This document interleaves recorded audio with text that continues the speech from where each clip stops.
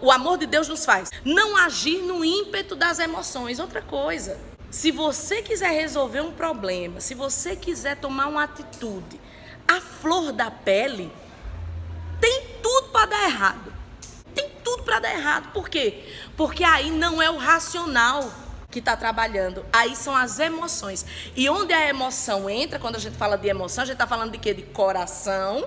E aí a Bíblia diz o quê? Que o coração é enganoso. Então, os sentimentos são enganosos. Os sentimentos nos deixam confusos. Se eu for agir no ímpeto das minhas emoções, tem gente que é assim, fulano falou mal de você, então eu vou lá. Mas não para pensar. Às vezes aquilo não é verdade ou não foi daquele jeito.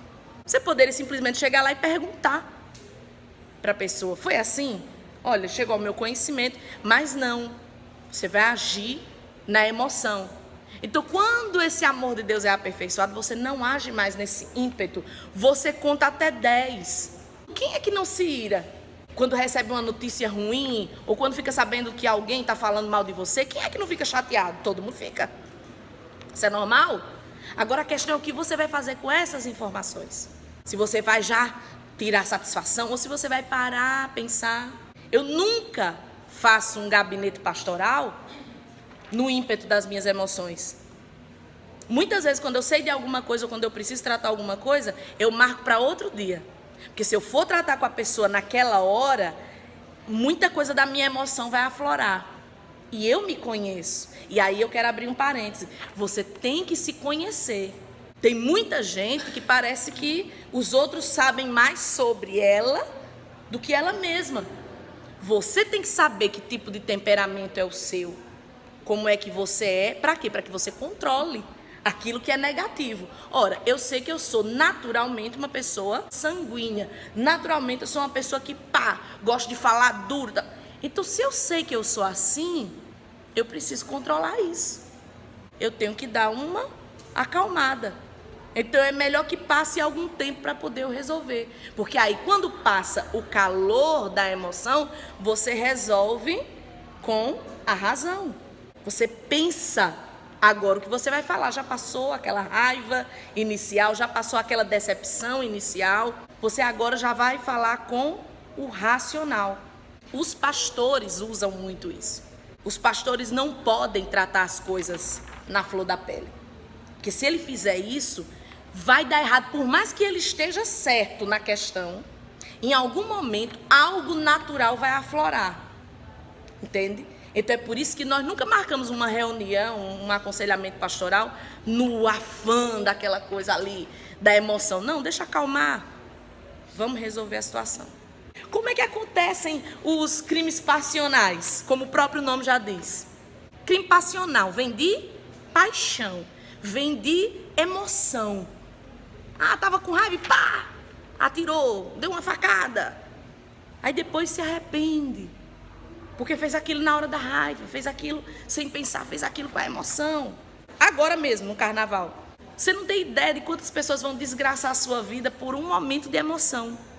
Vai ser um momento de emoção, mas elas vão desgraçar a sua vida para sempre. Algumas nem vão voltar do carnaval. Nem vão voltar. Quando você age com a emoção, isso pode te levar por muitos caminhos, mas todos eles vão dar para a desgraça. Outra coisa, quando você tem o amor de Deus aperfeiçoado em você, você se coloca no lugar do outro. Eu no lugar do fulano. Se eu fosse o fulano, como é que eu gostaria que agissem comigo? Se eu fosse a fulana, como é que eu gostaria? Como é que eu sentiria? Para você entender a pessoa, você tem que se colocar no lugar da pessoa. Não dá para você compreender sem você se colocar no lugar. Porque quando você não se coloca no lugar, você faz um julgamento muito superficial. Mas quando você se coloca no lugar, você é capaz de compreender certas coisas. Jesus falou isso. Jesus disse, tudo que vocês quiserem que as pessoas façam a você, faça você primeiro as pessoas. Então eu vou tratar os outros como eu quero ser tratado. Eu vou fazer com os outros o que eu gostaria que fizessem comigo. E aí eu volto para a minha questão pastoral. Eu nunca repreendo alguém sem me colocar no lugar da pessoa. Porque eu queria que alguém fizesse comigo. Quando eu era ovelha, eu queria que o meu pastor me tratasse de uma forma. E ele não me tratou. Então hoje, como pastor, eu não posso cometer o mesmo erro. Eu tenho que dizer, não, peraí, como é eu no lugar dessa pessoa, como eu me sentiria? Então é por isso que eu penso antes de falar. É por isso que eu penso antes de agir. Porque se eu falar tudo que eu penso, por exemplo, a pessoa chega pra mim, o marido é um traste. Eu não consigo entender certos casamentos. Eu não consigo entender. Aí o marido é um traste. Aí a pessoa chega pra mim, pastor, não sei o quê. Qual é a minha vontade? Aí a minha vontade é, irmã, pelo amor de Deus. Mas se eu falar isso, eu vou resolver alguma coisa? Então eu tenho que acalmar os ânimos e falar tudo isso com outras palavras. Mas de um jeito que não fira mais essa mulher que já é tão ferida. Eu tenho que me colocar no lugar dela. Como é que eu gostaria de ouvir isso? Como é que seria menos doloroso para mim? Você entende? Então é um exercício que a gente precisa fazer, se colocar no lugar do outro. Porque se eu me coloco no lugar do outro, eu não vou dar carão, eu não vou envergonhar, eu não vou brigar. Se for um funcionário, eu não vou maltratar, porque eu também já fui funcionário e não quero ser maltratado. Você entende? Porque tem gente que é assim, como funcionário, quer ter o melhor patrão, mas quando se torna patrão, o Satanás entra nele ou nela. Que tem de gente assim. Porque são pessoas que, na verdade, não é que eram pessoas legais. Eram pessoas que não tinham poder. Porque quem é bom em qualquer posição, em qualquer função. Quem é ruim em qualquer lugar. Agora, tem lugar que não dá para você ser ruim, porque você não tem poder para ser ruim. A fulana é tão bonzinho, que pessoa maravilhosa. Qual é o poder que ele tem? Nenhum. Claro que ele é bom. Que poder ela tem para ser ruim? Porque para ser ruim você tem que ter poder. Para você ser o chato, a chata, você tem que ter poder. Quando essa pessoa tem o poder, como é que ela age?